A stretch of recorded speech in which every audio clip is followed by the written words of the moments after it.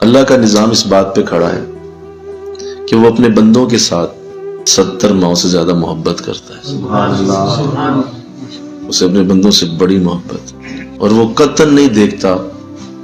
کہ کوئی سکھ ہے، ہندو ہے، یہودی ہے، غیر مسلم، کوئی بھی ہے، مسلمانوں کو ذرا سے علیحدہ کرو، کوئی بھی ہے، کسی بھی فرقے سے، کسی بھی مذہب سے تعلق رکھتا،